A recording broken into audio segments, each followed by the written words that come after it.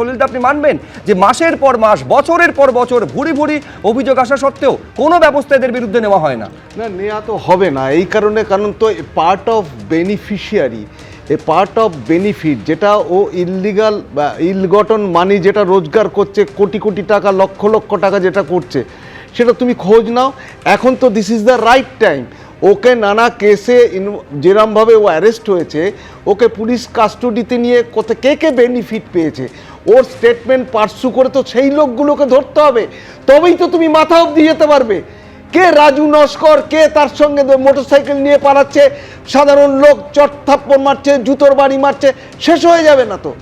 আমার কথা হচ্ছে এই সমস্ত কেসকে আমি পুলিশ অথরিটিকেও অনুরোধ করব, একটা বড় একটা স্পেশাল ইনভেস্টিগেটিং টিম করে ওদের স্টেটমেন্ট পার্সু করে কারা কারা এই ইললিগাল বেনিফিট, কারা কারা তার ভাগিদার হয়েছে, কোথায় কোথায় গেছে, কোন কোন মন্ত্রীর কাছে গেছে, কোন কোন অধিনায়কের কাছে গেছে, ক্যামাক সিটে গেছে কিনা, ভবানীপুরে গেছে কিনা, এক এক করে রেসপন্সিবিলিটি ফিক্স আপ করতে হবে, সেই লোকগুলোকে অ্যারেস্ট করতে হবে, একটা দৃষ্টান্তমূলক ব্যবস্থা না নেওয়া। সহজ করে একটা ছোট্ট কথা বলবো, সলিলদা প্রথমেই ভাঙড় কলেজের কথা বললেন, আপনার নিশ্চয়ই একটু সকলের মনে আছে এটা, যে নতুন সরকার আসার ঠিক পরপরই 2009 সালে যিনি সাংসদ হয়েছিলেন কবির সুমন, তিনি প্রকাশ্যে বলেছিলেন খাও খাও খাও। ওটা কিন্তু একটা আর্তনাদ শুধু, ওটা একটা প্রতিবাদ ছিল, ওটাই সিভিল সোসাইটির প্রতিবাদ ছিল। সলিলদা এবং আমি, শুভ্র এবং এখানে যারা আছেন, যারা আরো বেড়েছে এবং সেইটা সেদিন তিনি সরে এসছেন, উনি থাকতে পারেননি এর সঙ্গে। প্রতিবাদ কিন্তু করা হয়েছে, ইনার সার্কেলে হয়তো প্রতিবাদ করেছে, মানুষ হয়তো কথা বলেছে, কিন্তু হয়তো প্রকাশ্যে বলতে পারেনি। কিন্তু এই জিনিসটা বেড়েছে ক্রমাগত, ক্রমাগত জিনিসটা বেড়েছে।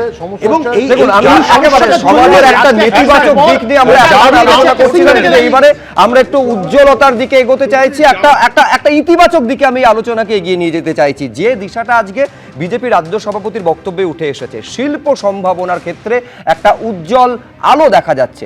শিল্পের সন্ধানে নতুন জমি নীতি আনছে বিজেপির সরকার, রাজ্যের শিল্প হাল ফেরাতে আশ্বাস দিয়েছেন বিজেপি রাজ্য সভাপতি। শোনাবো আপনাদের কি বলেছেন শ্রমিক Bhattacharya. We don't have a comprehensive land policy. The entire land is fragmented. It is not possible for any businessman, for any investor to come to West Bengal and knocking every door of farmers. It is not possible. So for the land selling policy is concerned, the government is working on it.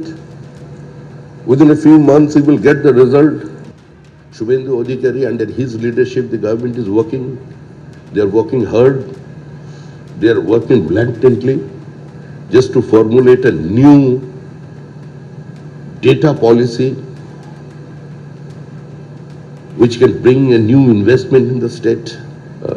It is a commitment on behalf of our entire party, the business community, the trade and commerce sector. You will do something, you will see something which is changeable. Within 100 days. It is our commitment. It is my prayer to all of you to invest. Unless and until there will be no heavy industry, Bengal will not survive. ABP Anand, এগিয়ে থাকে, এগিয়ে রাখে।